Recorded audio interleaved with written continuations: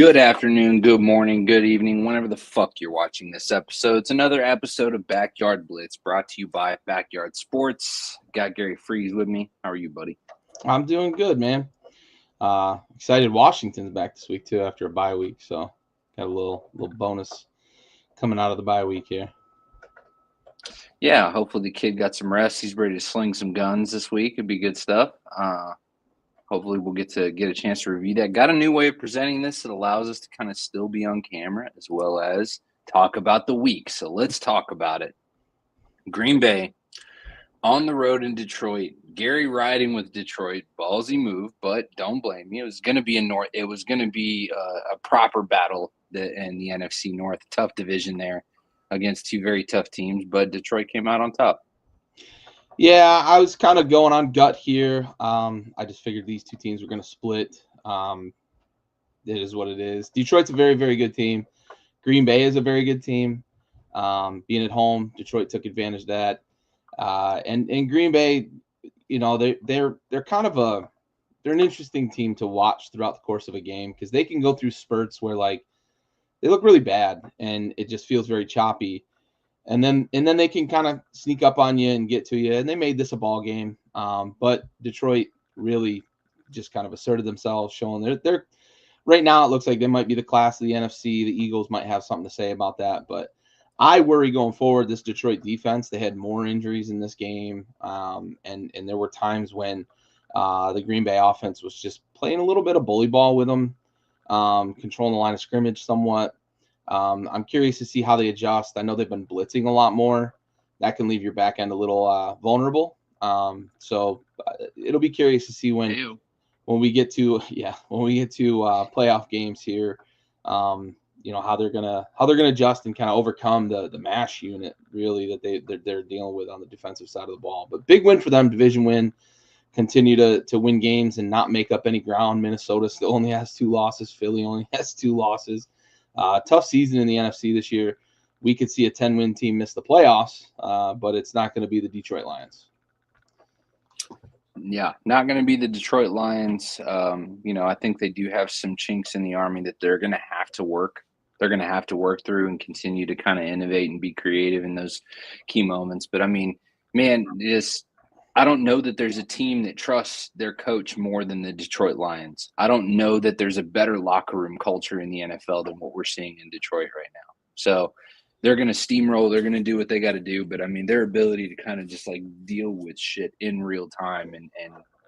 That's such a big deal. And something to be said about that. I said in the group chat, like, Dan's an idiot, a beautiful idiot, but an idiot. And it's one of those things, right? Like, this is just who he is. Andy and I talked about it earlier this week. It's just who he is. And you're not going to be able to change it. You're not going to change him. He's gonna go for it on 4th down when he thinks he can win the game. It cost him last year in the NFC Championship. It didn't cost him here against Green Bay. Another thing, as you get closer into the playoffs and you start to deal with these tight games, how much are they going to be willing to continue to go for it on 4th down? And how many times is it going to burn them in a game like that and before people start to get a little restless with it? So it's fun to watch, I'll tell you that, but I'm sure it gives Andy and the other Detroit Lion fans a lot of fucking heartburn watching him kind of go for these 4th downs that he could have just kicked the field goal, go up 6, whatever, but he wanted to win the game. So yeah. I mean, it's funny the like backhanded praise that happens in our group chat where it's just like Dan Campbell's the dumbest human being on fucking earth, and I love it. Beautiful idiot though. He takes so many unnecessary gambles, but they pay off so much. Yeah, absolutely. Yeah, I mean, listen, you gotta love the confidence out of Detroit right now. Look, I get it, and like I said, it cost them in that NFC Championship game last year, but your defense is hurting, and they just took the air out of the ball against the Green Bay team, and they knew they were going to have the field goal on their toe at the end of the game to win this thing, and that's the difference. Last year in the NFC Championship game, he didn't want to just go up 6. He didn't want to take the points and whatever, but he's never going to. You gotta hope that the team delivers. Goff made a hell of a job handing that ball off too. That could have been fucking disaster when he got stuck. Oh man, yeah. Yeah, you're not lying there. On to Pittsburgh, who is at home against Cleveland. Gary just trying to, button mashing, I suppose, in this part of the season, just expecting Cleveland to kind of ride into Pittsburgh. What's the idea here? They always play him tough. This was another kind of gut feeling, and Jameis didn't deliver. This was that was a bad pick. I will own that was a bad pick. I just had a gut feeling about Cleveland playing Pittsburgh tough. It didn't happen. Pittsburgh took advantage of mistakes and beat the shit out of Cleveland. And that they did. So we did get a chance to recover here for Gary as New Orleans gets the win on the road in New York. New York continue. Listen, the Giants continue to just be in shambles. So fucking bad. They are just They're so bad. 14-11, like whatever. Whatever. We're on to Miami. At home gets the win against the New York Jets. Are the Jets gonna obviously the season's fucked for them, but are they gonna figure it out? Are they close to figuring it out? Or is this gonna be a repeat of I don't know how to explain it, how to compare it to, but it's just this is the Dream Team Eagles. That's what it is. Yeah. This is the Dream Team Eagles. They tried to assemble as much talent as possible. The only difference between that team and this team is that they've got a 40-year-old Hall of Fame quarterback who they let kind of dictate who it was that they went out and got. But you're not putting a team together. You don't have a good offensive line. The defense wasn't the problem, and they fired their head coach who was the defensive guy. It's a mess, dude. And the only way this gets better is if they absolutely burn it to the ground this offseason, start over, draft a fucking quarterback and build around him. You can't possibly run it back with Aaron Rodgers. Now, I say that knowing full well that it's the fucking Jets, and they might do that, which is unbelievable, but it would be the most Jetsian Woody Johnson thing that could possibly happen. Miami season's over, and they're kind of playing for pride. The AFC, I know they're not mathematically eliminated. The AFC is kind of weird, but the Jets had no better opportunity. They had a lead, and they stink. Aaron Rodgers stinks. I never thought I would say that in my life, but he stinks. He does. He does. He fucking stinks. One too many ayahuascas. So bad. So I made some strategic picks to try to get some leverage, gain some ground here on Andy, and almost basically to no avail this week. But this was one that I thought that I was glad paid off. Jacksonville got the dub. Despite Trevor being out, I think he's going to be out a couple games now. He's not going to play the rest of the season. I know he's on that IR. He can come back in a couple weeks or whatever. They're contemplating putting him on IR or whatever. He shouldn't play another game this year. He just shouldn't. The only thing that can happen is bad. That's right. The only, you get him hurt and then he's missing the beginning of next year. Not worth it. This was an ugly football game though. I don't know what 9-6 or something like that. 10-6.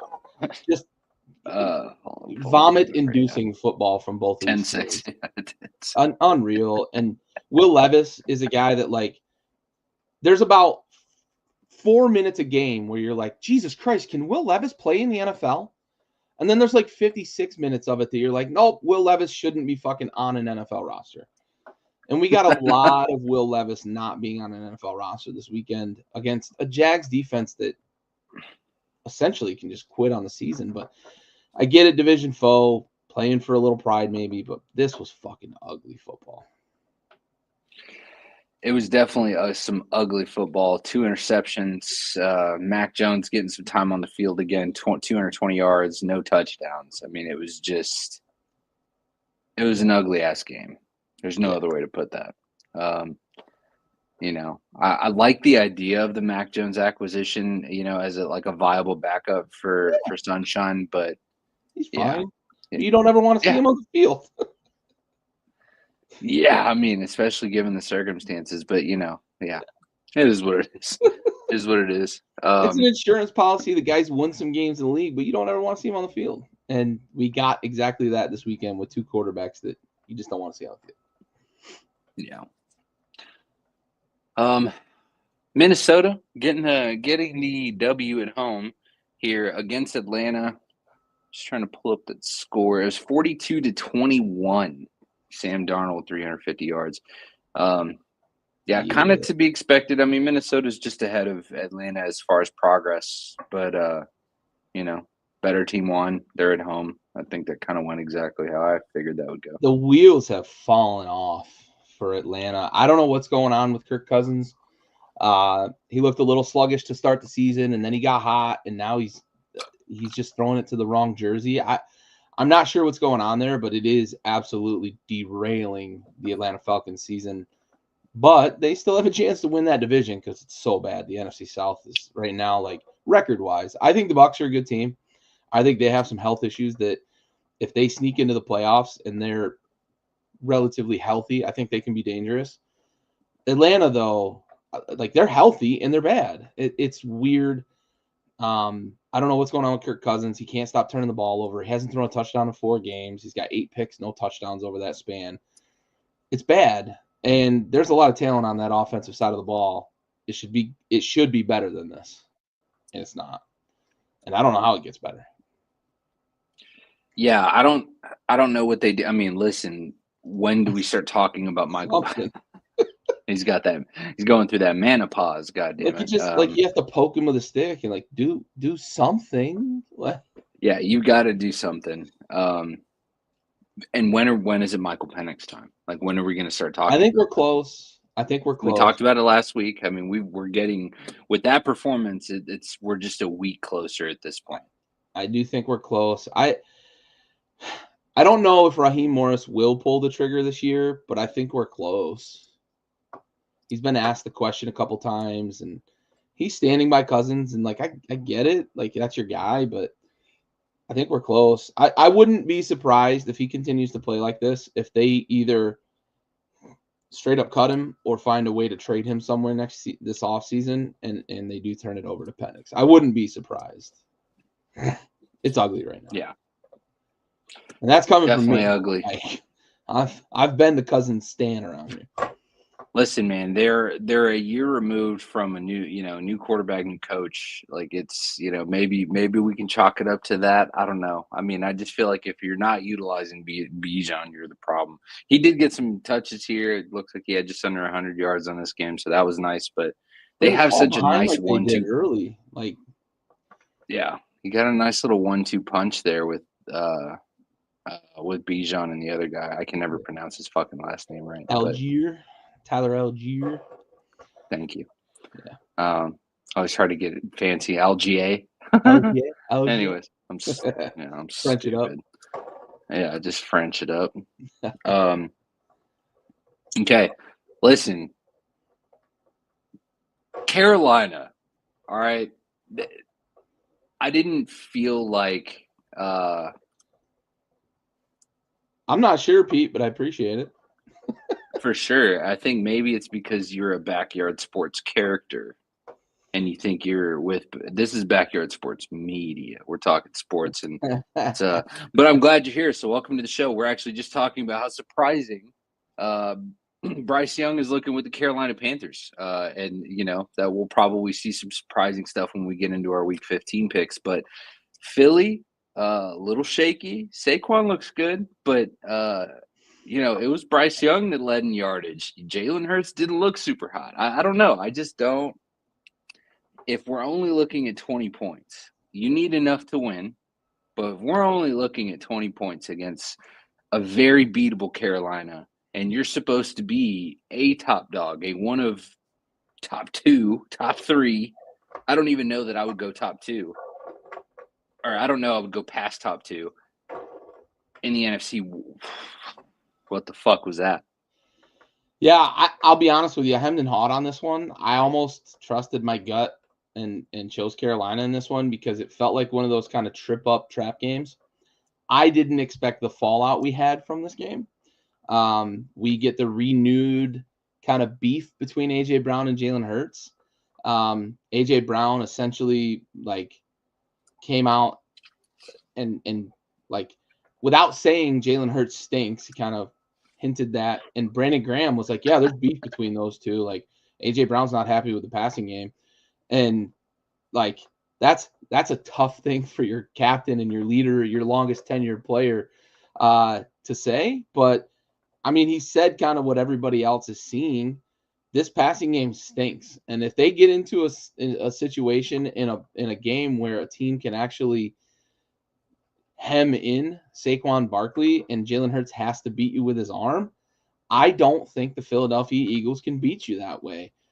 And it's okay in a lot of situations, but that's a guy you're paying fucking $35 million a year, $40 million a year to be your quarterback, and you've put all these weapons around him, A.J. Brown and Devontae Smith, and they go and trade for Dotson, who's doo-doo, and I warned them about that. But Dallas Goedert and this offensive line is still one of the best in the league. And then they add Saquon Barkley, and you still can't get the passing game going. Without those tush pushes at the one, Jalen Hurts is an irrelevant quarterback in the league. Like, that's the most stark realization that any Philly fan should have about this team is without him vulturing 11 touchdowns or 10 touchdowns from Saquon Barkley at the 1 yard line, he's pretty irrelevant in the grand scheme of quarterback play. I don't know that I trust this team. They can win a lot of regular season games just based on the fact that they've got a doo-doo schedule this year. But I don't know that I trust this team in a playoff game where things get tight. Teams are, you're playing the better teams. And if somebody can scheme up whatever they need to scheme up to slow down Saquon Barkley, I don't know that Jalen Hurts can beat you with his arm. And this might be a team that, as the 2 seed, could go out in the first round. You don't get a bye anymore as the 2 seed. So they could face the 7 seed, and it might be a division foe that they have to face, who's already played them tough once, who has them one more time on the schedule. I don't know, right? Like, I don't know that I trust this Philly team to really win in the playoffs when things get tight. I just don't. Carolina, hats off to Carolina, though. I don't want to ignore the fact that Carolina played a really good game. Bryce Young is playing a lot better after the benching. He has bounced back in the best way that you can really imagine that he could have. And he still doesn't have any weapons around him. Like, Xavier Legette is still figuring it out. He's a rookie. Wasn't really a guy you draft as like a pure wide receiver. Thielen's been hurt. Name me another wide receiver on that roster, and I'll give you a handshake, right? Like, most fans are not going to be able to name another pass catcher on that roster. I do want to say also Jonathan Brooks. Yeah, dude. What a catch to start the night. Just a quick update to the game that's happening right now. Puka Nacua just fucking caught that with on the back of the helmet as well. Yeah. And then I'd have to find it, but the toe touch last week was stupid. That was stupid. He's at a 45-degree angle by the time he even catches the ball. Yep. Awareness. I mean, this guy he's a fucking nightmare. There is no defending Puka Nacua. There is none. Yeah, he's a stud. Last thing about Carolina too, like, I feel bad for Jonathan Brooks. Tore the same ACL he tore at Texas. Feel bad for the guy. It's miserable rehab, and then you got to do it again. It's tough. Yeah, hate to see it. And I mean, the fact that it's happening a second time is almost a guarantee that it's going to continue to happen. I mean, we're going to see this, it's going to see this CMC-esque kind of repetitive thing, and we haven't gotten there yet. But yeah, you don't wish that on anybody. It's tough. Nope, definitely don't. Listen. Baker continues to win hearts. He's out here just slinging pigskin, slinging dick, and they take a 28-13 win at home, and 300 yards for the kid. I mean, listen, Baker's just doing what Baker does. He's going to throw some Jameis Winston level picks, but he's going to get hella yards in return. And I mean, Tampa Bay was the natural move for him, and it just continues to show. Yeah. They love him down there. They trust him. He's got some weapons around him. Godwin's hurt, but Mike Evans is getting back to full strength. For all you fantasy players out there, young man named Jalen McMillan, I have him in a couple of dynasty leagues, which I love. He's a guy that I've been waiting for him to really kind of turn it on and pick this thing up. Big breakout game for him. And going forward, depending on how Chris Godwin comes back from the devastating ankle injury that he had, that's a tough one to bounce back from, tough one to rehab from. They may have found themselves a guy in Jalen McMillan who wasn't highly touted, wasn't drafted super high, played at Washington, was overshadowed a bit by Rome Odunze, a little bit by Jalen Polk, who's struggling up in New England. This Jalen McMillan guy looks like he can play. It's taken him a little while to get comfortable in this offense. Also coming into the season behind Chris Godwin and Mike Evans. But a breakout game for him, something for him to build on. But yeah, Tampa Bay, I think Tampa Bay is going to run away with the NFC South. I do think down the stretch, Tampa Bay is going to be able to win enough games, and Atlanta is struggling enough that Tampa Bay is going to win. And this was a big one against a Raiders team. Like, if you're serious about winning this division, this was a game you had to win. You're muted. 100%. I think that Tampa Bay is positioning themselves well as far as the gas tank. They're fully capable of making it through the rest of the season.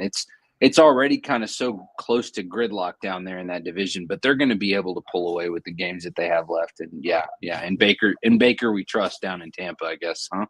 They were a little bit a victim of schedule and injuries right so far this season.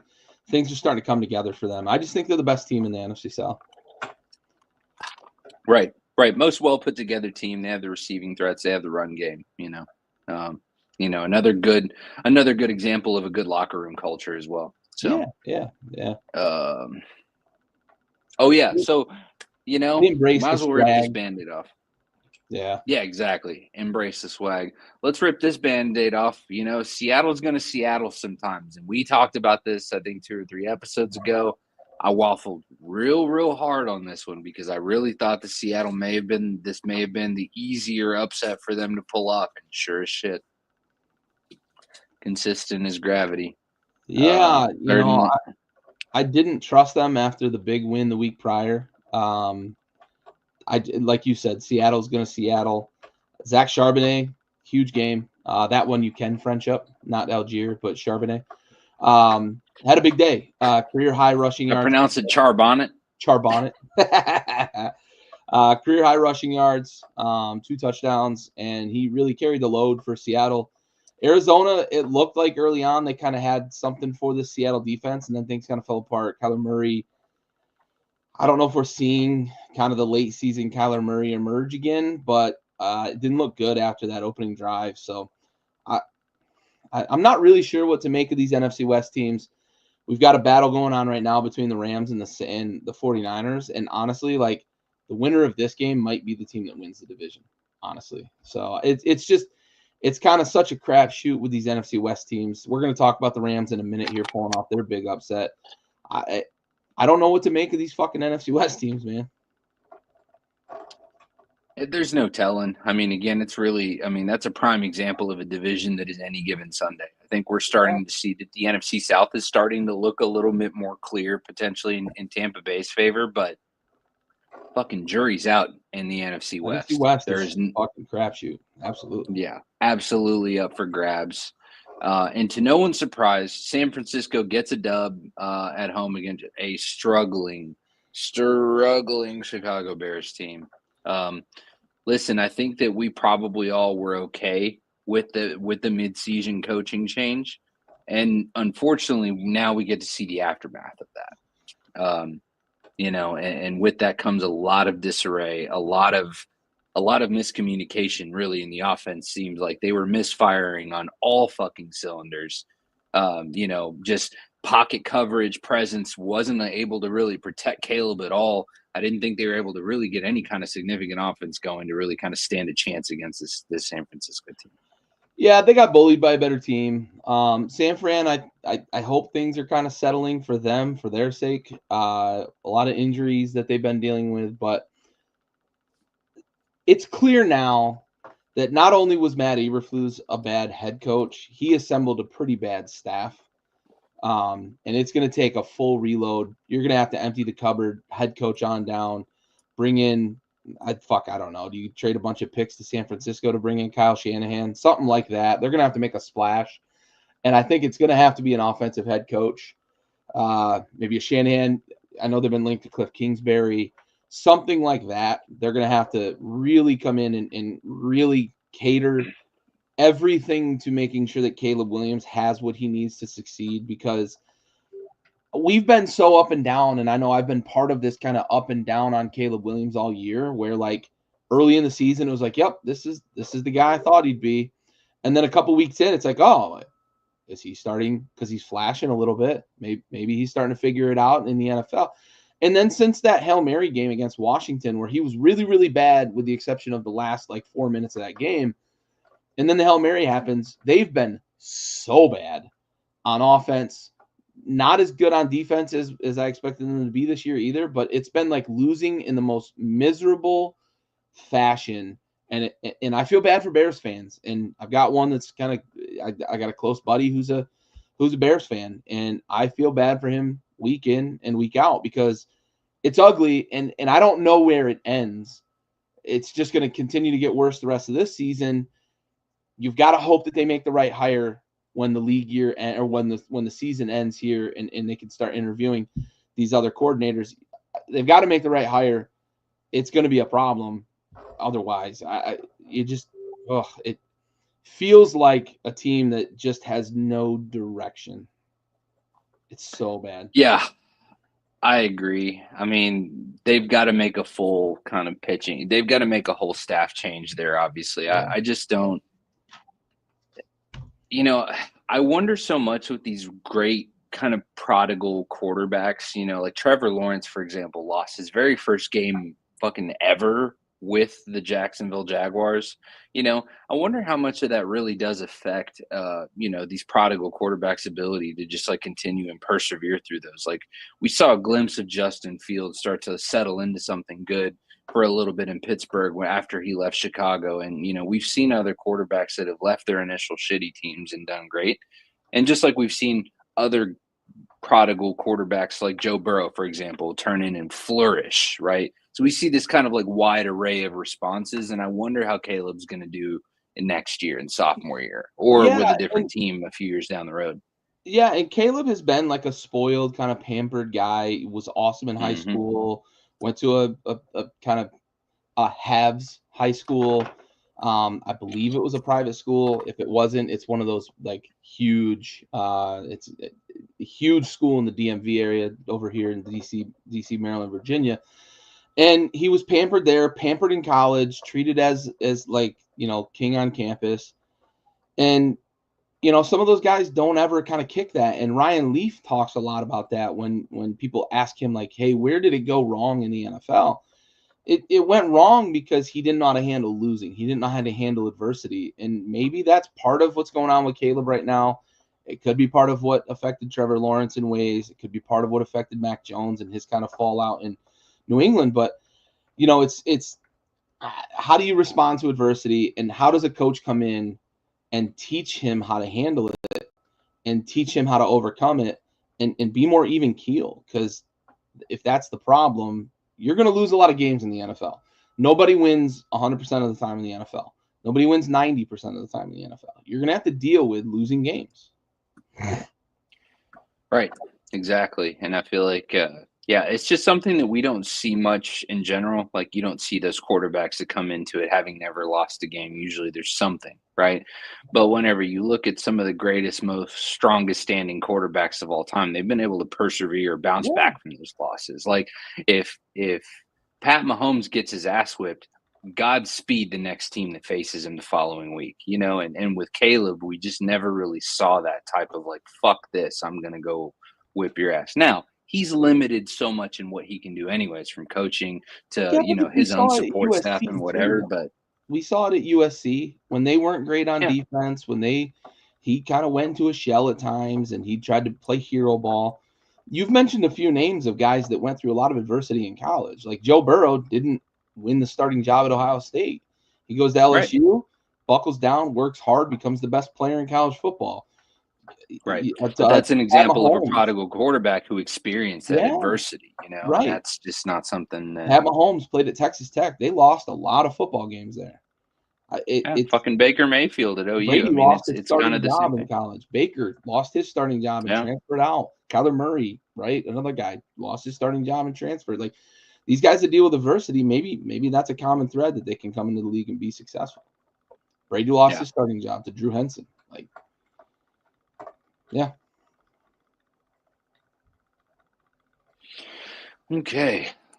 Pull this bad boy back up, and we are on to just a fucking lost block here. The Rams are going to ram sometimes. There was a little recipe with them being at home. I'm going to go ahead and remove. I think I'm going to go ahead and just reapply the Matty Ice name. We're going to pass it on. I expected Matty to just do some shit, and instead they did enough. Yeah, we saw Buffalo's defense get bullied a bit, running the ball. Nakua on a lot of jet sweeps. They were really getting the ball into people's hands and kind of going at the edges of the defense. And they never responded. McDermott never responded to what LA was doing. It was almost like he was just kind of stubborn in his game plan, which isn't necessarily a thing I would expect from McDermott a whole lot. I feel like he's a guy who can usually, right, make kind of in-game adjustments and respond to what they're seeing from the opposing offense, but they didn't do it against LA. I do want to highlight though, like I thought in the Kansas City Chiefs game earlier this year when McDermott went for it on fourth down and basically Josh just drew it up in the sand, and McDermott had that interview after the game, the post game, and he was just like, "Yep, Josh, go get us a first down," and he went and got us a touchdown. I thought McDermott had learned what Andy Reid, what Bill Belichick, what Tony Dungy, and these coaches that end up with these great quarterbacks, like what they learn. You aren't winning a game with your defense on the field when you have that guy. Get your fucking defense off the field and get the ball into your quarterback's hands. So Sean McDermott has a chance in this game. It's 4th and I believe 7. And the Rams commit a holding penalty. And instead of taking the 4th down, they end up taking the holding to get to 3rd and 17. And the Rams go and get 12 yards. They get to 4th and 5. And they're like, fuck it, we're going for it. Just decline the fucking penalty. Let them kick the field goal and go up 6. Because you've got Superman on your side of the field. Or 5. Or 6. It would have been 6 at the time, I believe. But you've got Superman on your side of the field. What the fuck are you doing trying to get your defense to get a stop? Just get the ball in Superman's fucking hands. And you've got a chance to win this goddamn thing. Knock it off. Yeah, concede the 3 instead of giving up 7. It just it's just come on. Knock it off. Stop. Why are you trying to fucking play games with a team that can beat you? Right. Understand that you've got number 17 and nobody else in the league has number 17. Okay? There's one. He's one of one. And when you have an opportunity to put the ball in his fucking hands with a chance to win the game, you goddamn well better put the ball into 17's hands and just say, hey, Josh, go win us the fucking game, bro. Go win us the fucking game. Facts. So silly. So silly. Facts. Yeah, a bit of, I don't know, just a bit of some misstepping there, a critical time. Just kind of these are some of the decision making in critical moments with Buffalo that worries me. Dude, you gave sometimes up. You should have won the game. You've got a unicorn. Yeah. Just give him the ball. Yeah, and I think this was one of the ones that we talked about last week that was going to be a combined over 80, and fucking A, were we right, 44-42, and it was an absolute boat race the entire time. So, combined 80, I said take the over, and goddamn was I right. Now, I was incorrect in the game winning here, but I digress because I'm also wrong about this one too. This was my second button mashing one. I wanted to go with the Chargers. Obviously, Herbert did get hurt. There's that. Also, the Chiefs are kind of like the Golden State Warriors or the Pats or the Dynasty Pats. They're just going to be the favorites. They're the ones who are going to get the favorable calls. And I think there was there was a little of this and a little of that there that I think that I don't want to dive too much into personally. But I'll open the floor for the gentleman. Yeah, this is yet another game. Yeah, Dad, you can't. You got to win a Super Bowl or two with Josh. Just give him the ball. Just give him the ball. I stand firm on that. You've got a chance to put the ball in his hands late in the game with a chance to win. Put the Let ball in 17. him cook. Let Superman cook for sure.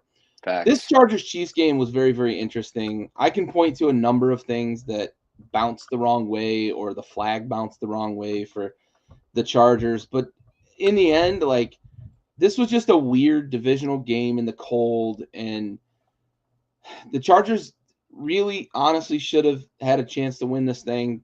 Again, another fucking weird call late for the Chiefs, and here we go, right? That they're going to kick a field goal with a guy who they picked up off the street. I don't know how they keep finding these fucking kickers either. It's so weird. My only thing is, like, I don't like comparing this Chiefs dynasty to the Warriors. I don't like comparing this Chiefs dynasty to the Patriots.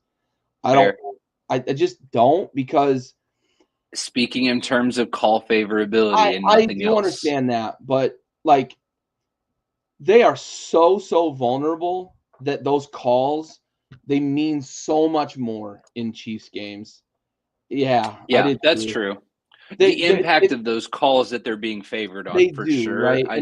That's true. Actually I asked this of some Bills fans, and I think I told this story last week, but I'm going to tell it again for any new viewers, especially this week. I asked them, like, how does this compare to what you watched with the Patriots? Because me, as a kind of impartial bystander, I have a soft spot for the Bills, but I am not a primarily Bills fan. I support them for my dad and for friends back home, but I'm not diving through a table. I don't have a Bills tattoo. I don't have any Bills memorabilia. So I asked them, I said, how does this compare to, like, watching the Patriots? And their response was exactly what I was thinking in my head. I remember the Patriots were so dominant during their dynastic run that, like, you could point to a call or two, and when it happened, it was such a big deal because it rarely happened, that with this Chiefs team, it just seems like every single week there's something late that changes the outcome of the game, and they're such a vulnerable team that this doesn't feel like the same sort of dynasty. I do understand what you're saying.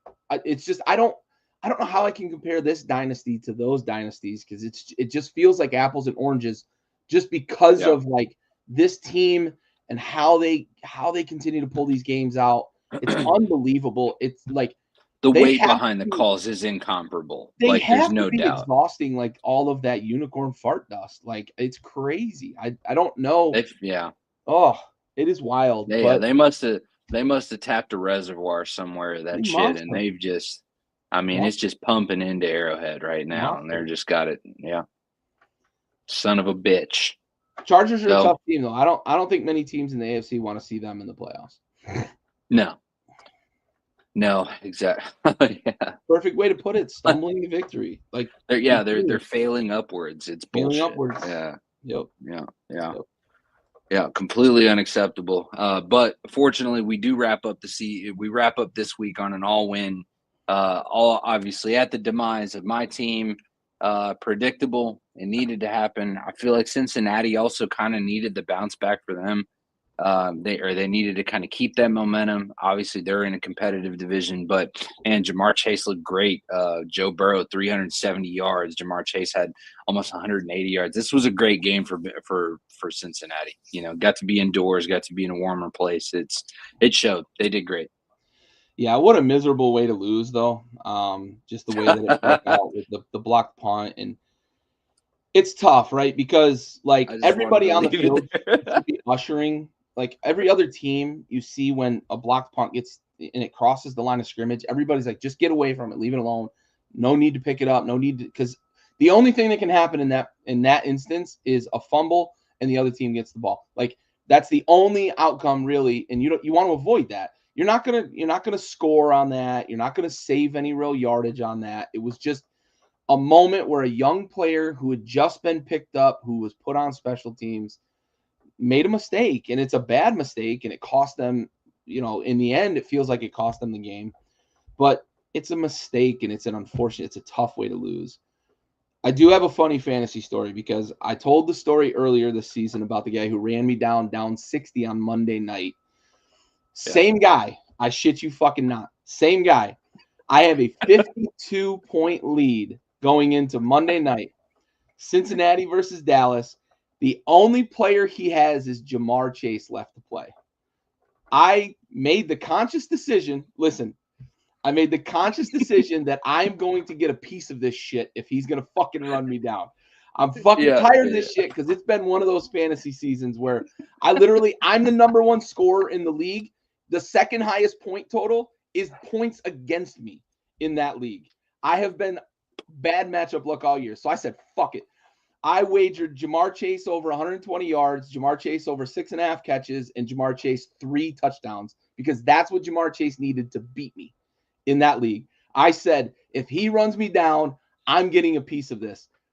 The touchdown that hit his helmet that he didn't score would have beaten me because he ended up with 43, I believe, in that game, in that league. If he'd have caught that plus the points plus the yardage, he'd have fucking beaten me in that league. But I didn't get the win on the wager. I did get the win on the fantasy, but it was a fucking sweat up 52 with one player left to play. Even whenever you think you have found a way not to lose, you find a way, dude.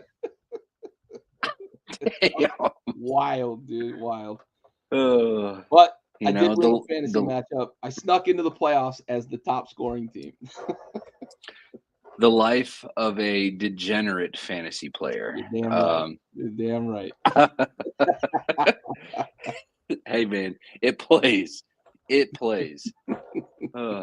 Well, it's a good wrap to the week. A good week of football, nonetheless. I guess I should quickly go over before we get to the most important part of our show.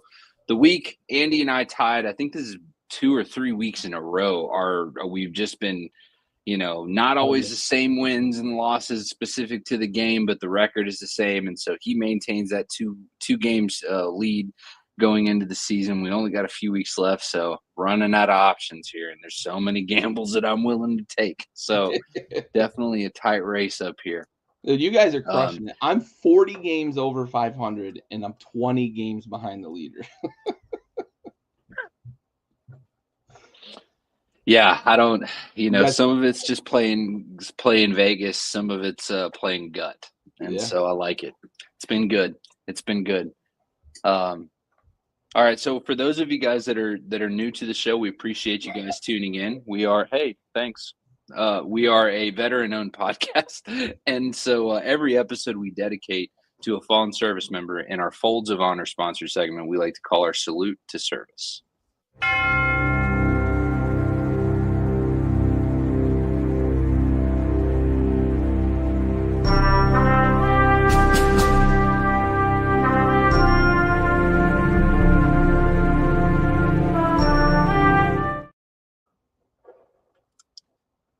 This episode is going to be dedicated to Army Specialist Todd Bates of Bel Air, Ohio. He was assigned to the 135th Military Police Company, Army National Guard based in Brook Park, Ohio. This one's kind of an interesting story. It's terrible, but he was on a river patrol in the Tigris River south of Baghdad on December 10th, 2003, when a squad leader fell overboard. He dove into the water after his squad leader, but unfortunately, neither of them survived. So squad leader, Staff Sergeant Aaron T. Reese, also passed away in this accident on their river patrol. So we'll dedicate this episode to both of them. So Army Specialist Todd Bates and Staff Sergeant Aaron T. Reese. We have the watch.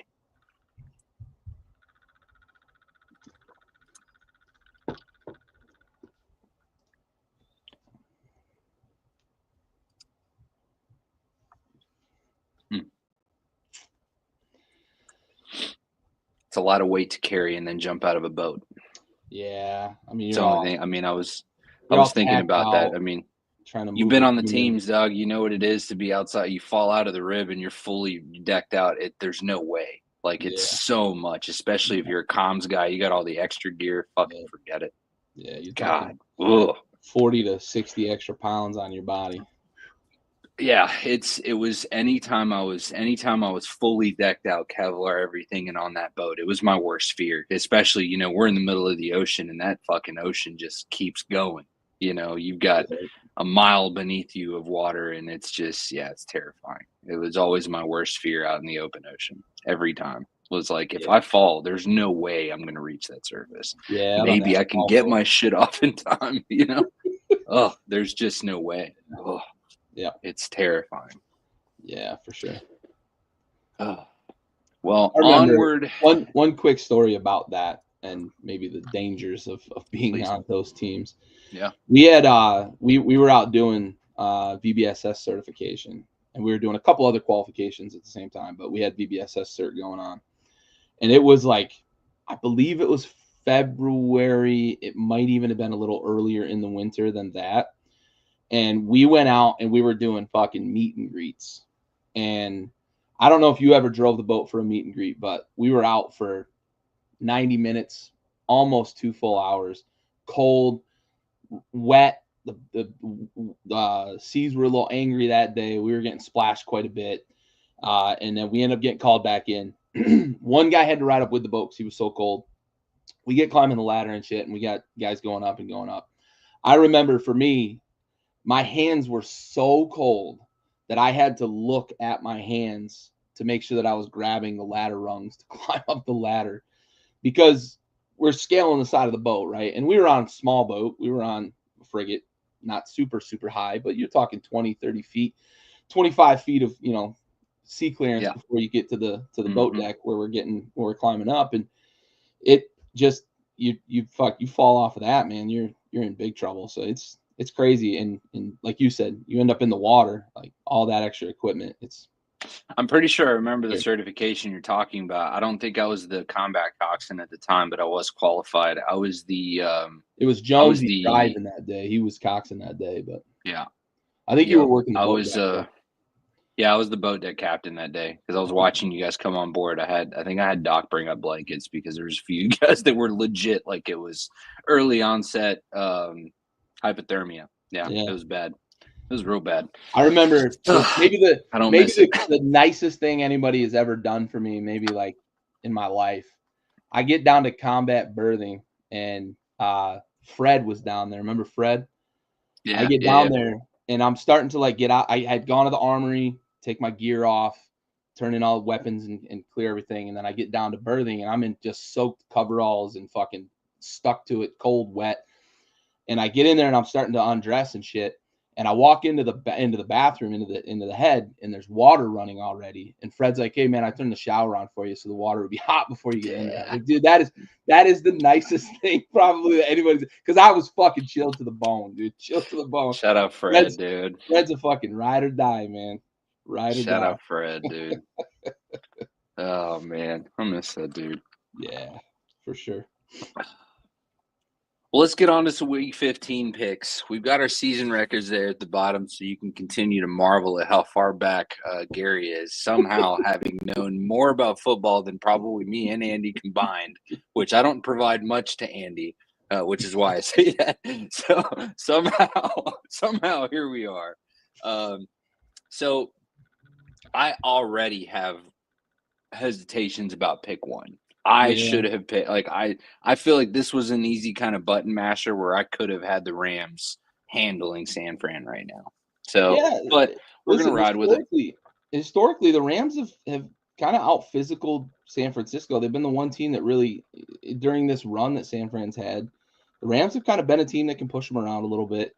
They've been able to run the ball. Right now, it's 3-0. It's a nasty, nasty rain game, so I don't think we're going to get much more offense the rest of the way. But this could go either way for sure. You wouldn't have been far off base to pick the Rams in this game.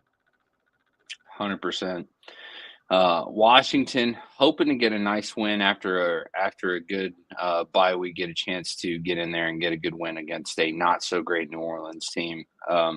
this should be a good little bounce back for them. Listen, New Orleans defense is always going to be troublesome. They've always got a vicious secondary, but I mean, I just don't know that they're going to be able to compete with what Washington's got brewing right now with their running or their receiving threats.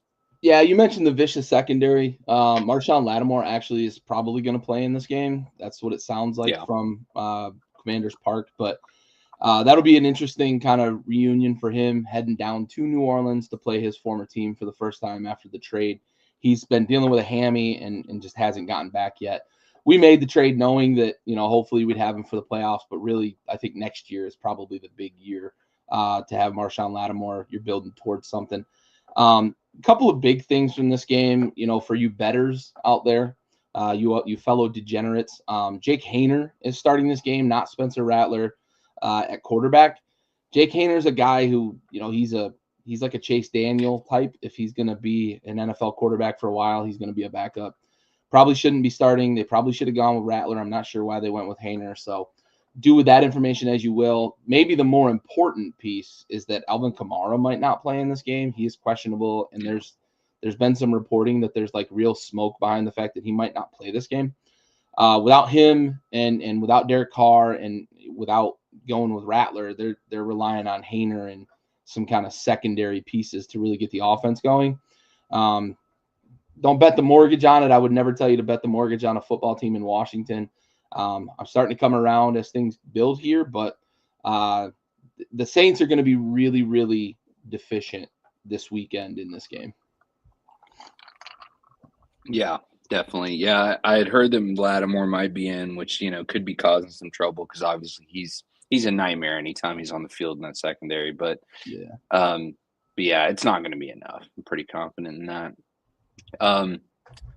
I wanted to just be cheeky and pick Cleveland to win this one. I did. I really did. I thought about it.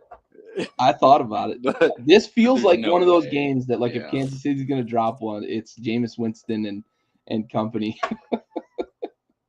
Jameis Winston's one of those where if the door's open, he will take it. He'll go. Oh, yeah. And yeah.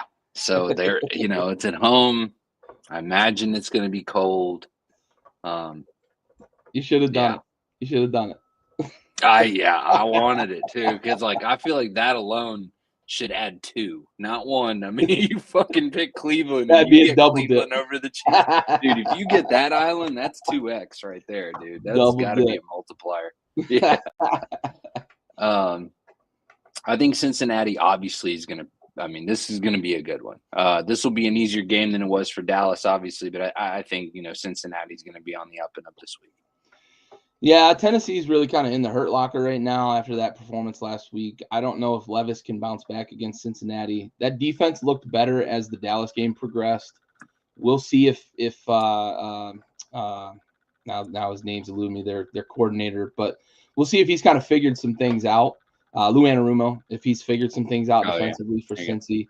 I don't know. I just think Joe Burrow and company, they're going to score 30, and I don't think Tennessee has an offense that's going to score 30. Yeah, I would be pretty surprised. I'd be pretty surprised if they saw the end zone twice in that game. I'm thinking, 28-10. It's going to be something like that. I think it's pretty confident. I'm kind of surprised, but not really, to see Andy go with Miami. Listen, there's been some turmoil. I waffled on this one. I feel like Miami's completely capable of beating this Houston team, and vice versa. I feel like Houston's completely capable of beating this Miami team. So this might be one of my bigger coin toss picks of the week. Yeah, exactly. I couldn't commit to either one of these, so I rode with the home team. Boom. Yeah, fuck you, Andy. So I'm hoping the home team takes the dub because I can't afford. I saw that he picked Miami, and I was like, "Fuck." Okay. Yeah. This is home team. That's all it was for me. Fair enough. Okay, Baltimore on the road in New York. New York's had some miserable weather. I know at least upstate in particular has had some properly miserable weather. But I don't know how it is looking down in MetLife. It won't get to the city. Nah.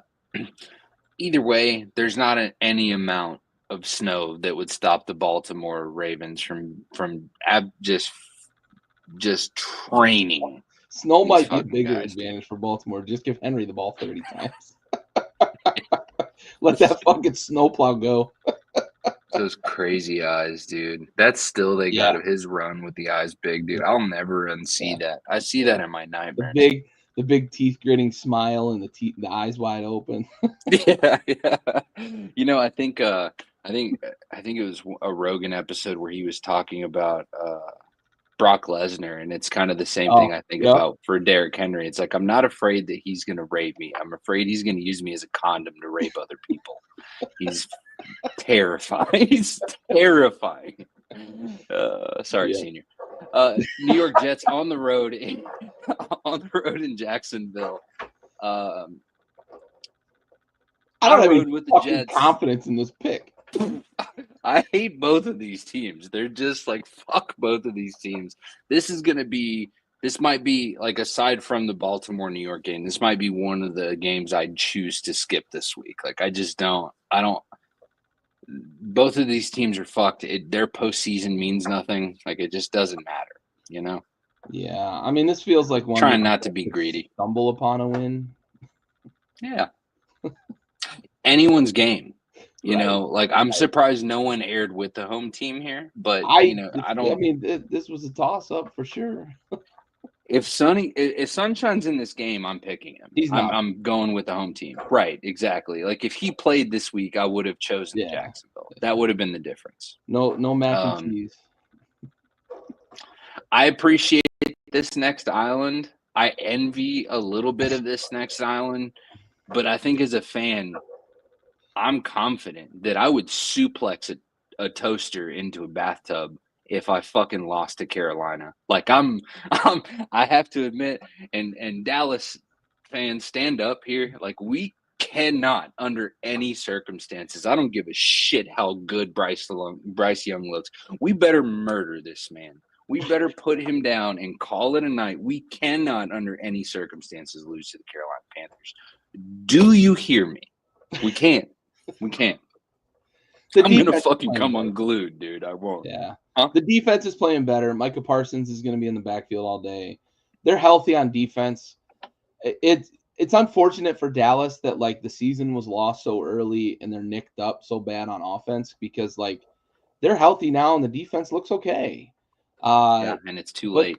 It's too late. But I do think they're gonna get a win here. They might hold Carolina to like a dozen. And you know, this could be a 16-12 sort of game. I assume Raul will be back here in a moment, but did you hit the back button? I've done that before. Yeah, pretty much. I could see this being like a 16-12 type game though, like a weird game where the defense wins out and Dallas gets like a touchdown from a Cooper Rush jet sweep toss to CeeDee Lamb. I don't know if Parsons will ever be full strength the rest of the year, but he looks healthier and he looks like the terror that we know Micah Parsons to be. He's going to be enough. He's going to be enough to be just an absolute disruptor to that line as far as at the edge rush. Yeah, that's a good way to put it. He'll be enough. Yep.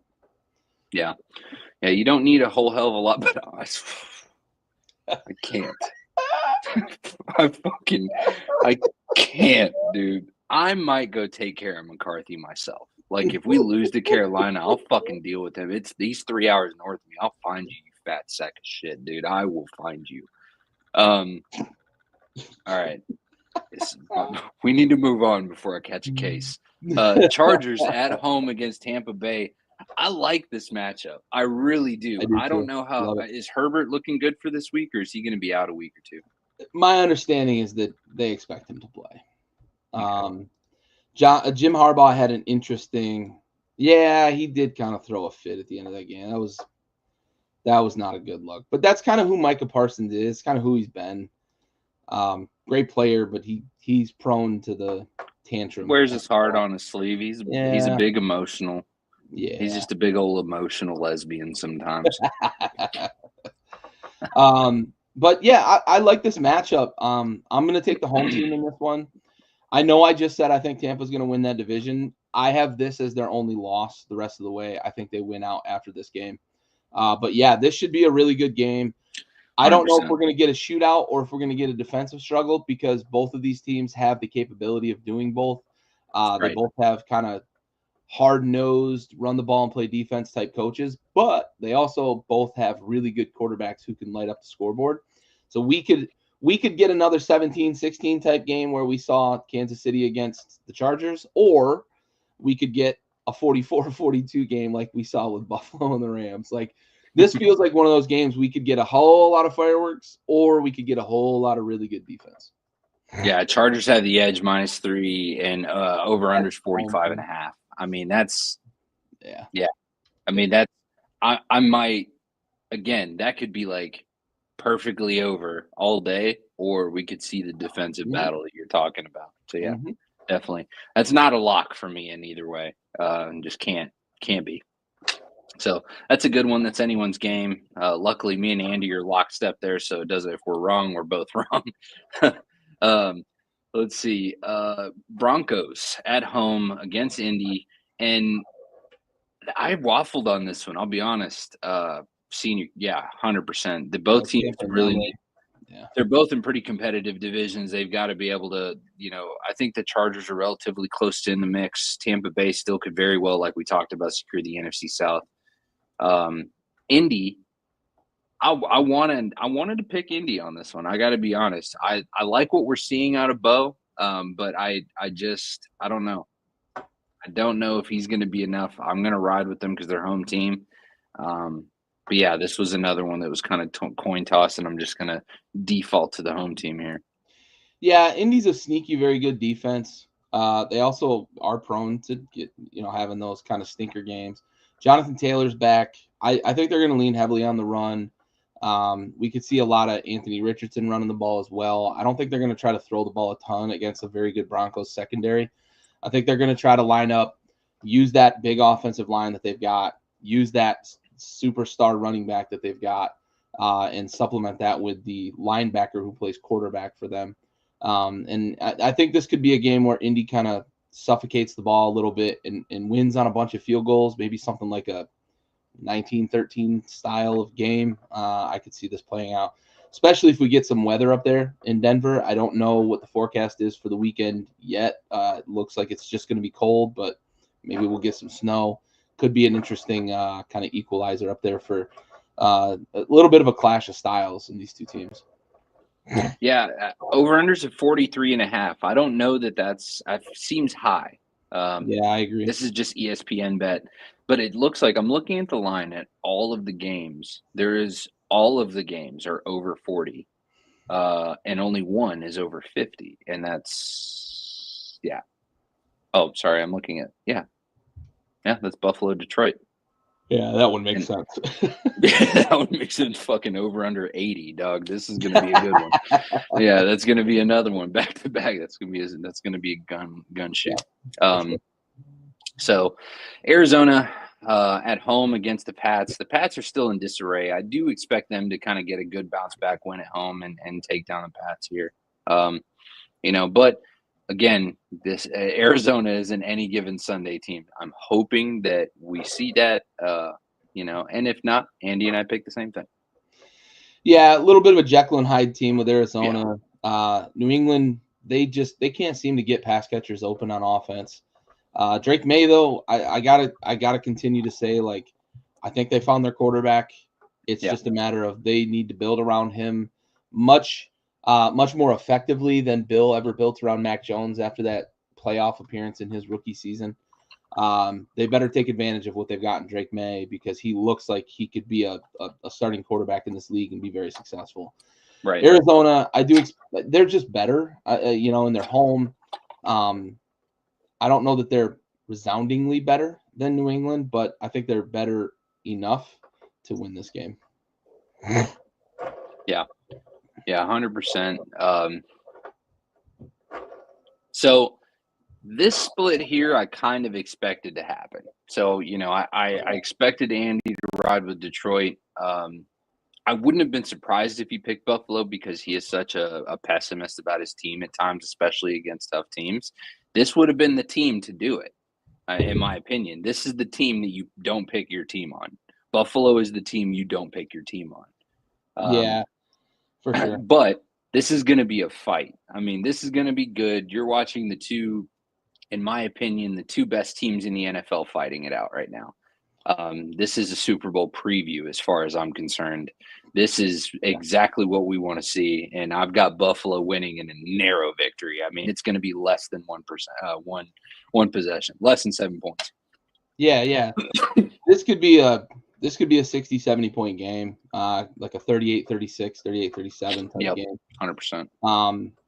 Both defenses coming off pretty poor performances. Detroit is really, really nicked up. Josh Allen's not a guy you just blitz and beat. I have to believe that Andy picked this thinking that it was going to be a game where the Detroit offense just takes advantage of a Buffalo defense that looked very, very gettable against the Rams. And I don't disagree with that necessarily. I think that there's a possibility that Buffalo could bounce back a little bit on defense, but 100% senior. There's just so many weapons on that Detroit offense, and they utilize them very well. They're very aggressive. They're very well prepared, very well schemed. And I give me Buffalo 30. Let's go. Give me an odd score, 39-36. Yeah, for sure. Maybe I on think a Vegas Tyler Bass field goal late in the game. ESPN's got the home team at -2.5. That's kind of expected, I think. I mean, I just don't know that defense is going to be able to withhold, or is going to be able to keep Josh Allen down. I don't know that that's going to happen. Yeah. Yep. I agree. Yeah. Hundo peasy. This was a button masher for me. I wanted to stay with it. Once I saw Andy had picked Pittsburgh, I was like, okay, now we have a chance here. We have a chance. I have been supportive of Pittsburgh most of the season. They've done well for me whenever I've needed to pick on them or to lean on them to get me out of this. They've done so. But Philly, I think, is still the better team. They're at home. They're going to have the better chance. I don't know that I've been convinced of that as of late, admittedly, but I don't think that they're far off of that. I really don't. I think that they're going to be enough to beat this team. Philly's ESPN bets got him at -5.5. I think that's a little disrespectful. I would have seen -3.5, -3 maybe, but I don't know that Philly's a 5.5 point lead. I don't know that Pittsburgh rather should be a 5.5 point dog. Yeah, no, I agree. Obviously, I picked Pittsburgh to win, but I think there's some real turmoil in that Philly locker room. I do, and I think you have an opportunity here that could start to lead. And as my dad says, Pittsburgh's been playing very well. They have 100%. They've got a good defense that can really get after the quarterback. It's going to be a matter of whether or not they can stop the run, because historically, this defense under Mike Tomlin has been very good at getting after the passer with guys like T.J. Watt, but they have been susceptible to the run at times. And this is a team in Philly that runs the ball very, very well. Saquon Barkley is obviously on a trajectory to break the record of Eric Dickerson with an extra game, but still on that trajectory. And I wouldn't be surprised if I was wrong about this, but I just think there's some real turmoil in Philly, and I think we're going to start to see it kind of crumble. That statement that Jalen Hurts made about Brandon Graham, like, oh, he's just running his mouth. We're good now. He's just running. He just said the wrong thing. Blah, blah, blah. Like, that's not a good statement from your quarterback. Yeah, it's poor form, man. So I think there's some real turmoil there, and for that reason, I picked Pittsburgh, who's on a different trajectory. Like, I see these two teams kind of going in opposite directions. So yeah. 100%. I mean, stocks are plummeting there in Philly, and Pittsburgh has been steadily consistent. I mean, this is fucking what Mike Tomlin does, is he poises this team for the postseason every time. So he's doing his thing. So let's see if Philly can turn it around. And Tomlin wins 9 games.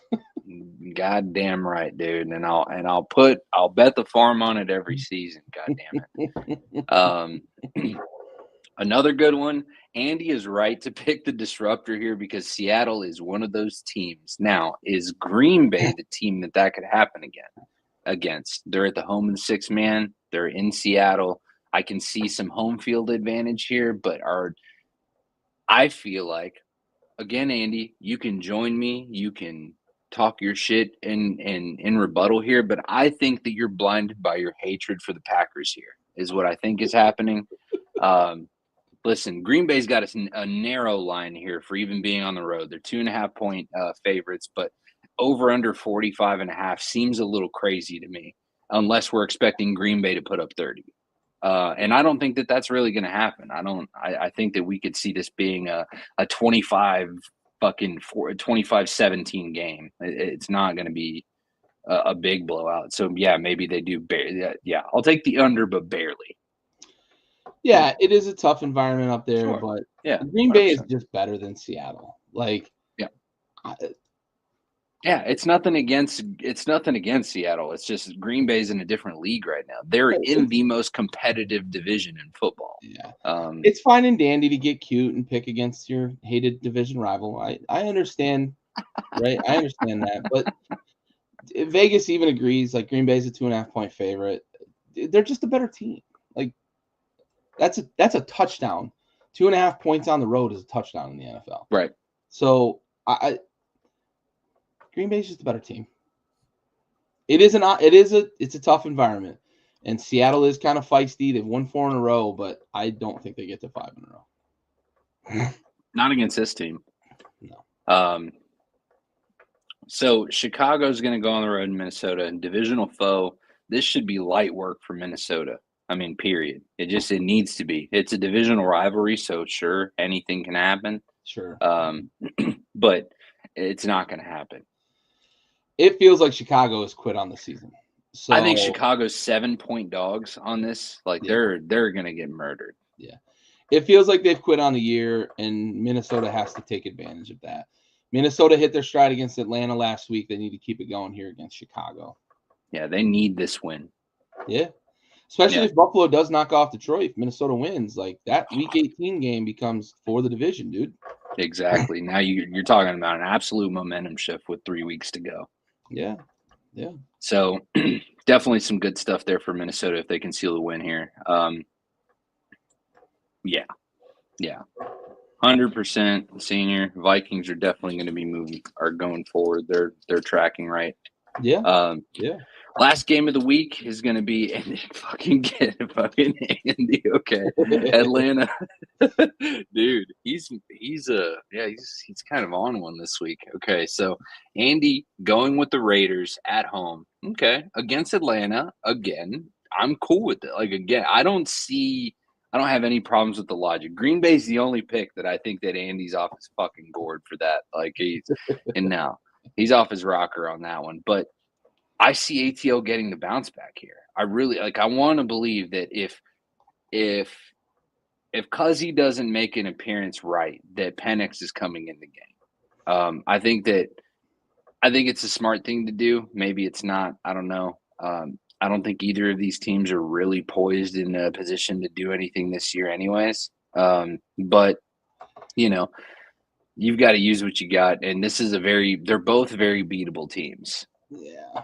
I would ask Andy if he were on the show. I would ask him if he knew Desmond Ridder was starting this game for the Raiders when he made this pick.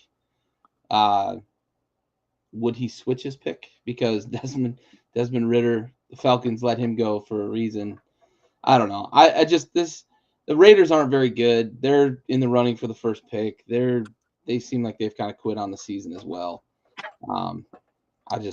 Atlanta.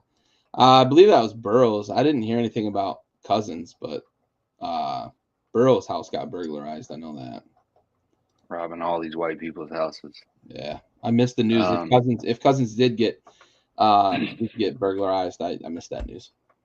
Yeah, I think some of my favorite sports news this week was learning of Kadarius Toney's total of 72 hours on the Cleveland Browns before he was waived. 72 hours, a taunting penalty, a fumble, and like a catch for -3 yards or something weird like that. The worst fucking stat line possible. He's such a piece of shit, dude. Yeah, such a piece of shit. Steaming dog shit. Yeah, maybe the Monday night curse. Yeah. We'll see. We'll see. The Raiders aren't very good. It's very true. It's very true. Atlanta's 4-point favorites here, over under 44.5. I don't see that happening. No, I'm it's like seeing a 20, like a combined under 30. 23-10 game. Yeah. 35 maybe. Yeah. Like I would go over on 30. I'd probably go under on 35. Like that's kind of right where I'm at. It seems crazy to think 44.5. Yeah, I don't think they get there. Yeah, I don't think they have it in them. No. But unless Cousins suddenly is good Kirk, I don't think there's a chance. Fair enough. Before we wrap, I do want to just provide a quick halftime report here. Rams and Niners tied up at 3 at the half. So great defensive showdown, which we both know that these defenses are capable of holding each other. I mean, this is nice. A nice little tight game, I'm sure, to the offensive mindsets of the NFL teams. Yeah, exactly. This is going to be probably one of the more boring games, similar to the beginning of the Georgia-Texas game this last weekend, and I won't say anything else about it. But it's fine. It's fine. You're still in the playoff. It's fine. Now our route is through Arizona State instead of Oregon for now. That's fine. That's not a bad draw. Yeah, I think we'll be okay. Yeah. Another game we needed to lose. That officiating, I don't want to fucking do. This is why I don't want to talk about it. That officiating was dog shit in the first half. It's fucking unacceptable. That crew was a mess. Yeah. I did hear something about a ref being suspended, but I thought that was also clickbait. But I did hear some shit about referees being in trouble or reprimanded, so to speak. But needed to happen. Either way, great performance by Georgia. Completely unrelated to NFL shit. I just need to get that off because it's on my chest. It's in my life. I bleed orange. Hook 'em all day. And so either way, it's goodbye to A&M. So all right, Gary, any closing stuff? Coast and OU still sucks. Facts. Praise God. Any other closing thoughts to the week, man? Dude, we have a month left of the regular season, and we've got tight races in some divisions. We've got a crazy race for the playoffs in the NFC. In terms of the wild card, there's like 7 teams competing for one spot because it feels like both Green Bay and Minnesota have locked up wild card spots. So it's like I think it's like 7 teams competing for 2 spots because there's a division in it as well. So like all the NFC West teams plus Washington and a couple of other teams in the NFC that like have a shot at that last spot in the wild card. It's crazy. It's crazy to think that it's that tight in the NFC. And then on the AFC side, it's like fucking everybody's in it. Like Cincinnati's still alive in the playoff race, and they've lost 8 fucking games. Crazy. Yeah. We got a month left. We got a lot of good football left to play. Yeah, it's so weird that the divisions line out to where we could see like a 7-team win get in, and then we could see a 10-team win lose out. Get left out. It's insane. Yeah. It's wild. Such is life in the NFL. So a month left of the regular season, and then the real show starts as and I do think, again, that Buffalo-Detroit game is going to be a preview of the Super Bowl. I mean, very, very I still feel I know I was riding with the Niners earlier on in the season, but, dude, that would be sweet. That is the Super Bowl America wants. That's right. That's right. It just means that we're going to get something fucking lame. Yeah, it's going to be Kansas City, Philadelphia or something. Yeah, if Kansas City's in again, I'm fucking, yeah. My boycott next season's episodes.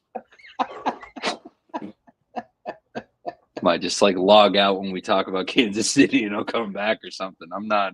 It just this unicorn dust is bullshit. I'm over it.